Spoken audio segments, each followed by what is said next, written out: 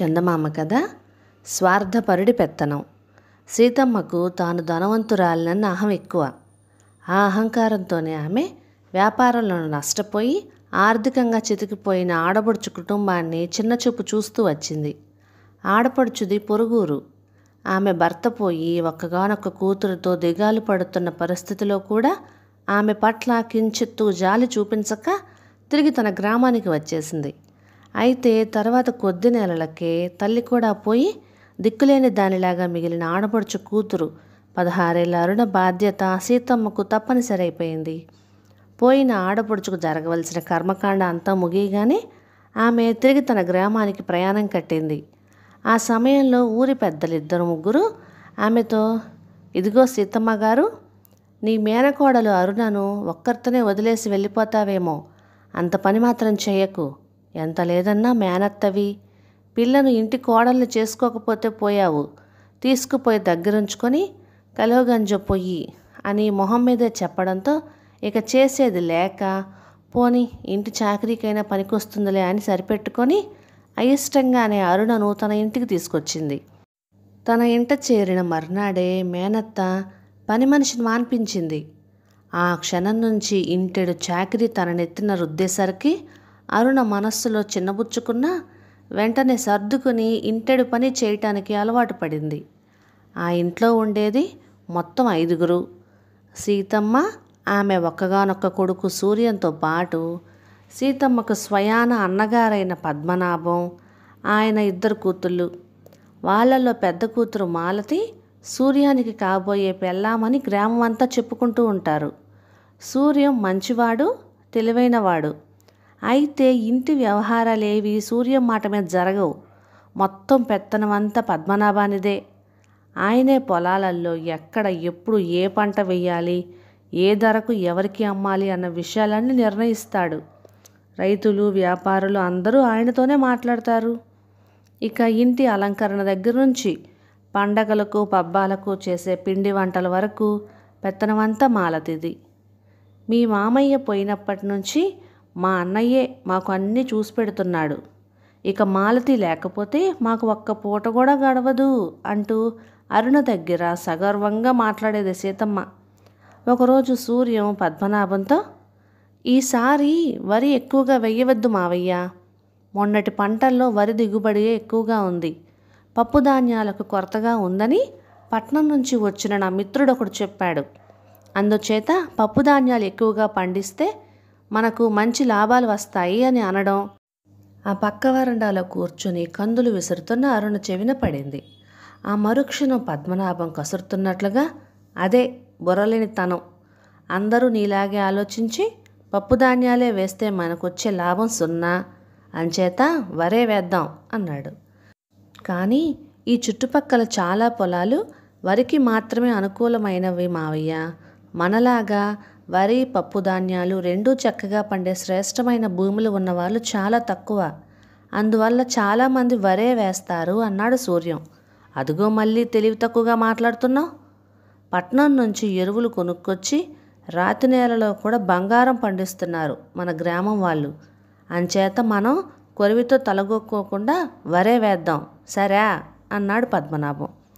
అదేం లేదు మావయ్య అంటూ సూర్యం ఏదో చెప్పబోయేంతలో అక్కడే ఉన్న సీతమ్మ కల్పించుకుని, ఒరేయ్, మావయ్య పెద్దవాడు, అనుభవంతో చెప్తుంటే కాదంటూ ఒకటే వాదిస్తావేమిట్రా? అలాగే అన్నయ్య, వరే వేద్దాంలే. వాడు చిన్నవాడు, ఏమీ తెలియనితనం, వాడి మాటలు పెద్దగా పట్టించుకోకు అన్నది.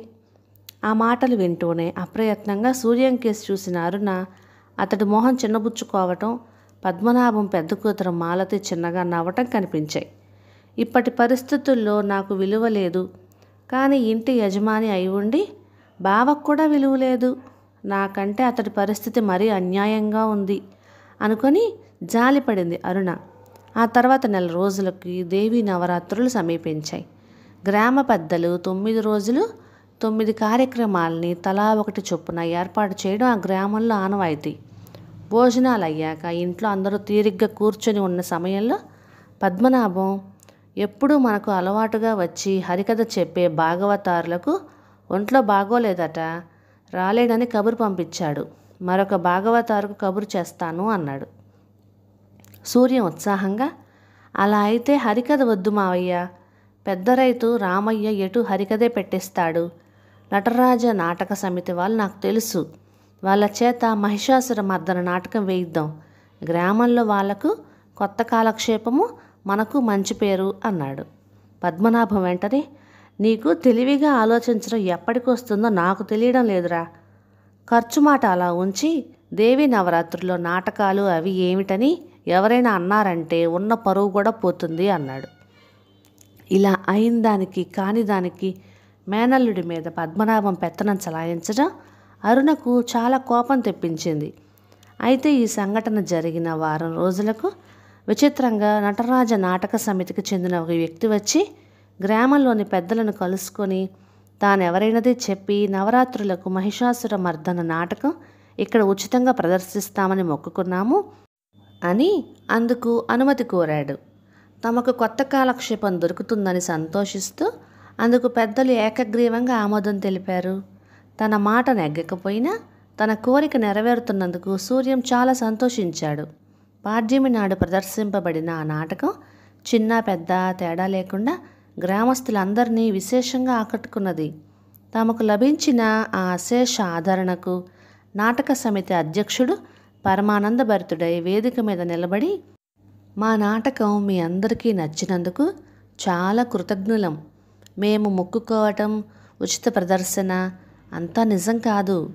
ఇందుకు బాలాత్రిపుర సుందరి దేవితో పాటు మీరు మమ్మల్ని క్షమించాలి. 4 రోజుల క్రితం ఒక యువకుడు మా దగ్గరకు వచ్చి ఇక్కడ నాటకం ప్రదర్శించేందుకు మేము అడిగిన డబ్బు ఇచ్చాడు. కానీ కారణం తెలీదు. తన పేరు గుప్తంగా ఉంచమని చెప్పాడు. అయినప్పటికీ మా ప్రదర్శనకు మీరిచ్చిన ప్రశంసల్లో ఆయనది ముఖ్య భాగం. అందుకని ఆయన పేరు చెప్పక తప్పదు.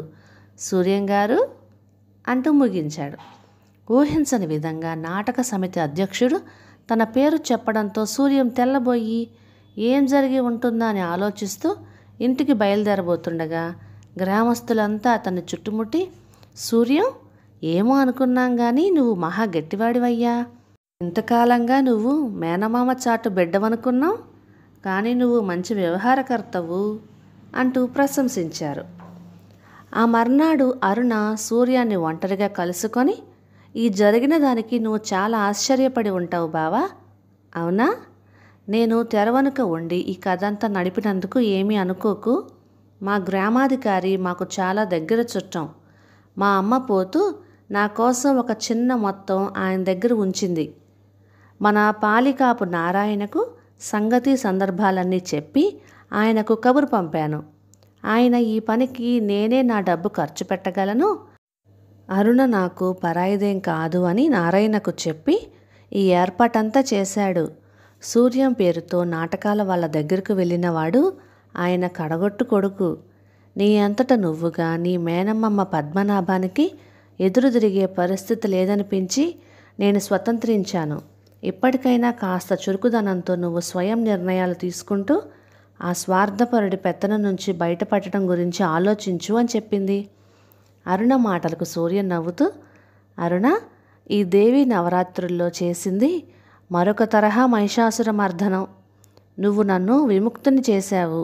ఈ క్షణం నుంచి ఇల్లు పొలాల విషయంలో ప్రతి నిర్ణయం నాదే. దానితో పాటు మరొక ముఖ్య నిర్ణయం కూడా తీసుకున్నాను అన్నాడు. ఏమిటా ముఖ్య నిర్ణయం బావా అంటూ అరుణ ఆశ్చర్యపోతూ ప్రశ్నించింది. మరేం లేదు, నిన్ను జీవితాంతం నా మంత్రిగా నియమించుకొని నీ సలహా సంప్రదింపులతో జీవించాలన్నది అన్నాడు సూర్యం.